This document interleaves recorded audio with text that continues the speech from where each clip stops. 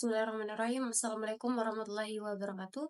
Perkenalkan kami dari kelompok 6. Sini kami akan memaparkan materi kami mengenai manajemen sekolah.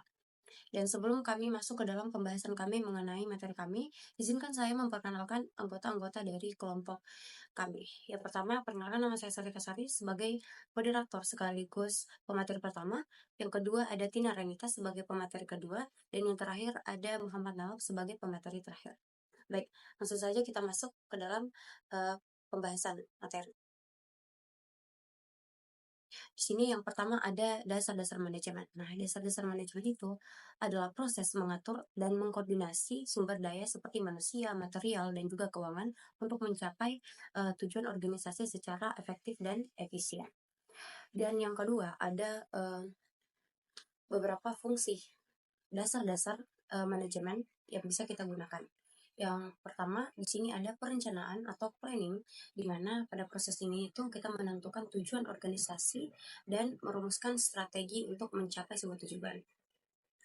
Nah, di sini pada planning ini, otomatis ketika kita ingin melakukan satu pekerjaan, otomatis kita membutuhkan yang namanya planning atau perencanaan untuk mencapai tujuan yang lebih baik. Dan yang kedua ada pengorganisasian atau organizing. Nah, pada organizing ini setelah perencanaan tadi dilakukan, maka langkah berikutnya adalah mengatur sumber daya dan aktivitas agar sesuai dengan rencana kita. Dan poin ketiga ada pengarahan atau leading, di mana pada leading ini merupakan proses melibatkan motivasi pemimpin dan mengarahkan anggota organisasi sesuai dengan rencana yang telah ditetapkan. Nah, setelah tadi ada planning dan juga organizing, pada poin ketiga ini kita memerlukan sebuah pemimpin untuk mengarahkan kita atau mengarahkan anggotanya untuk bekerja sesuai dengan rencana yang sudah ditetapkan tadi. Yang keempat ada pengendalian atau controlling. Nah, tahap ini tuh mencakupi pemantauan, evaluasi kinerja organisasi untuk standar yang telah ditetapkan tadi. Dan poin terakhir dasar-dasar manajemen, yaitu pengambilan keputusan atau decision making. Pada decision making ini berfungsi untuk mengintegral dalam semua tahap manajemen. Baik, we move to the next slide. Ada manajemen komunikasi. Manajemen komunikasi ini tuh merupakan proses perencanaan, pelaksanaan, dan pengendalian komunikasi dalam sebuah organisasi untuk mencapai sebuah tujuan yang efektivitas operasional. Nah, apa sih tujuan dari manajemen komunikasi? Tujuannya itu untuk meningkatkan efisiensi dan efektivitas komunikasi di dalam organisasi. Dan tujuan yang kedua adalah untuk menjaga hubungan baik dengan stakeholder internal dan eksternal. Dan tujuan yang ketiga itu untuk mengelola informasi dan mengatasi krisis komunikasi. Baik, pada slide kedua ada komponen manajemen komunikasi. Nah, apa saja komponen utama dalam manajemen komunikasi? Yang pertama ada perencanaan komunikasi untuk menetapkan tujuan komunikasi atau audience target dan pesan yang akan disampaikan. Komponen yang kedua ada pelaksanaan atau implementasi strategi komunikasi melalui berbagai saluran seperti email, rapat, dan juga media sosial. Dan yang terakhir ada evaluasi, di mana pada evaluasi ini itu mengukur efektivitas komunikasi dan melakukan penyesuaian jika diperlukan. Nah, apa saja teknik dan alat dalam manajemen komunikasi? Yang pertama ada komunikasi internal. Nah, pada komunikasi internal kita menggunakan alat seperti bulletin, internet, dan juga rapat untuk memastikan informasi sampai kepada anggota tim. Dan yang kedua ada komunikasi eksternal. Nah, untuk mengelola hubungan dengan media, pelanggan, dan investor melalui press release, media sosial, dan juga laporan tahunan. Baik, we move to the next slide. ada manajemen waktu. Nah, manajemen waktu ini adalah proses perencanaan dan pengendalian bagaimana seorang menghabiskan waktu mereka, dan untuk ini tuh bertujuan untuk meningkatkan efektivitas, efisiensi dan produktivitas, baik dalam kehidupan pribadi maupun profesional. Baik, komponen utama ada di sini, ada komponen utamanya. Di sini ada beberapa poin, ada 4 poin. Yang pertama perencanaan juga, itu untuk mengidentifikasi tugas-tugas yang perlu dilakukan dan membuat jadwal untuk menyelesaikan tugas-tugas.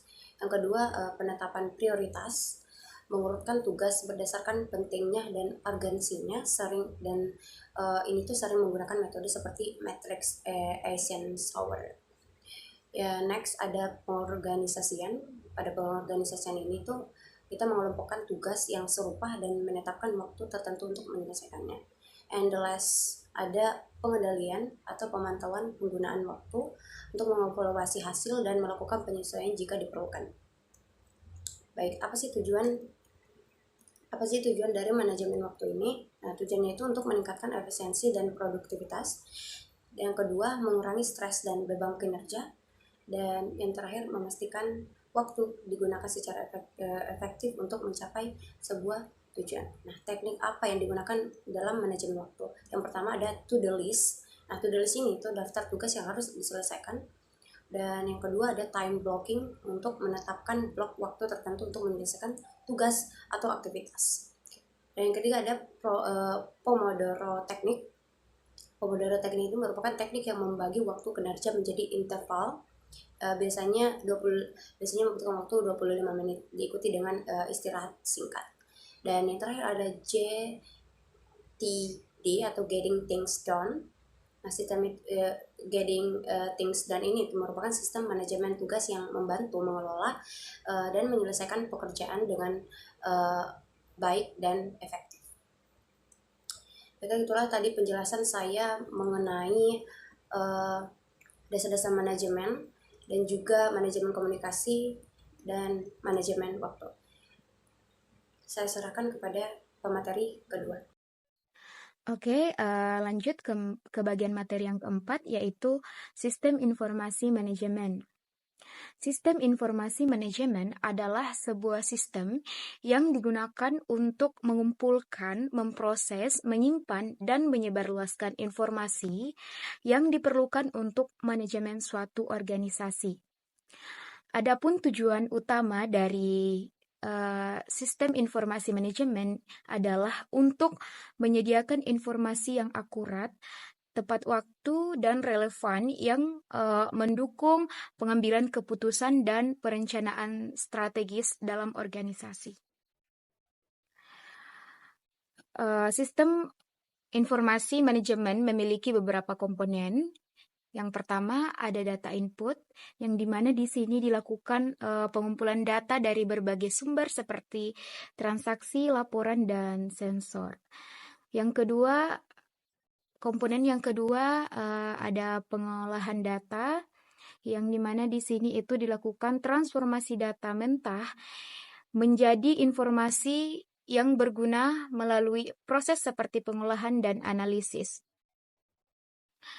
Komponen yang ketiga yaitu penyimpanan data. Di sini itu dilakukan menyimpan data dalam basis data atau sistem penyimpanan untuk diakses dan digunakan di masa yang akan datang. Komponen yang keempat adalah informasi output, yang dimana di sini itu dilakukan penyajian informasi dalam bentuk laporan, grafik, atau dashboard untuk keperluan pengambilan keputusan. Komponen yang terakhir adalah pengendalian sistem. Di sini mekanisme untuk memastikan keakuratan dan keamanan informasi serta menjaga integritas sistem. Oke, lanjut. Sistem informasi manajemen itu memiliki beberapa fungsi. Yang pertama, eh, untuk pengambilan keputusan. Eh, yang kedua, perencanaan. Yang ketiga, pengendalian. Dan yang keempat, koordinasi. Oke, lanjut ke bagian materi yang kelima, yaitu manajemen rencana pengembangan sekolah. Manajemen rencana pengembangan sekolah adalah proses sistematis yang digunakan untuk merencanakan, melaksanakan, dan mengevaluasi inisiatif yang bertujuan untuk meningkatkan kualitas dan efektivitas pendidikan di sebuah sekolah. Adapun tujuannya adalah untuk meningkatkan kualitas pendidikan dan hasil belajar siswa. Yang kedua, untuk memperbaiki fasilitas dan sumber daya pendidikan. Dan yang ketiga, meningkatkan kompetensi dan kesejahteraan staf pengajar. Dan yang terakhir, untuk menjamin keterlibatan dan dukungan dari komunitas sekolah. Oke, adapun langkah-langkah utama dari manajemen rencana pengembangan sekolah. Yang pertama itu ada analisis kebutuhan, yang dimana di sini menilai kondisi saat ini dan mengidentifikasi area yang memerlukan perbaikan. Yang kedua yaitu penetapan tujuan, yang dimana di sini itu untuk menentukan tujuan jangka pendek dan jangka panjang yang ingin dicapai. Yang ketiga, perencanaan aksi, yang dimana itu di sini dilakukan pengembangan strategi dan rencana aksi untuk mencapai tujuan yang telah ditetapkan. Selanjutnya, yang keempat, implementasi. Melaksanakan rencana aksi termasuk pengalokasian sumber daya dan pengorganisasian kegiatan. Dan yang terakhir yaitu evaluasi dan pemantauan. Di sini untuk menilai kemajuan, mengevaluasi hasil, dan melakukan penyesuaian jika diperlukan.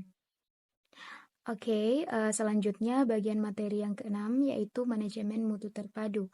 Manajemen mutu terpadu atau Total Quality Management adalah pendekatan sistematis dan berkesinambungan untuk meningkatkan kualitas produk, layanan, dan proses dalam suatu organisasi. Manajemen mutu terpadu memiliki beberapa komponen utama. Yang pertama itu fokus pada pelanggan, yang dimana di sini kualitas itu ditentukan berdasarkan kebutuhan dan harapan pelanggan, baik pelanggan internal maupun eksternal. Yang kedua, keterlibatan total, yang dimana di sini juga itu semua anggota organisasi dari tingkat tertinggi hingga terendah harus terlibat dalam upaya perbaikan kualitas. Selanjutnya, komponen yang ketiga, pendekatan proses. Semua aktivitas dipandang sebagai proses yang harus dikelola dan ditingkatkan secara terus-menerus untuk mencapai hasil yang lebih baik. Selanjutnya, komponen pendekatan sistem, yang dimana di komponen ini organisasi dipandang sebagai kumpulan proses yang saling terkait dan keberhasilan dicapai melalui koordinasi yang baik antar proses tersebut. Selanjutnya, perbaikan berkelanjutan. Ada komitmen untuk terus meningkatkan proses, produk, dan layanan secara berkelanjutan. Oke, yang selanjutnya, komponen selanjutnya itu pengambilan keputusan berdasarkan fakta. Yang dimana di sini itu keputusan dibuat berdasarkan data dan analisis yang tepat untuk menghindari spekulasi atau asumsi yang tidak terbukti. Selanjutnya, komunikasi yang efektif. Komunikasi yang baik dan jelas di seluruh tingkatan organisasi sangat penting untuk mengimplementasikan total quality management secara sukses. Dan yang terakhir adalah kemitraan dengan pemasok. Yang dimana itu di sini hubungan yang erat dengan pemasok untuk memastikan bahwa semua bahan baku dan komponen memenuhi standar kualitas yang diperlukan. Baik, untuk materi yang ketiga, yakni mengenai tentang manajemen peningkatan mutu dan manajemen konflik. Langsung saja masuk ke materi yang ketujuh tentang manajemen peningkatan mutu. Apa itu manajemen peningkatan mutu? Manajemen peningkatan mutu adalah pendekatan sistematik untuk bagaimana caranya mengidentifikasi, merancang, dan menerapkan strategi dan proses yang bertujuan untuk meningkatkan kualitas dan kinerja dalam berorganisasi. Dan tujuan peningkatan manajemen mutu sendiri itu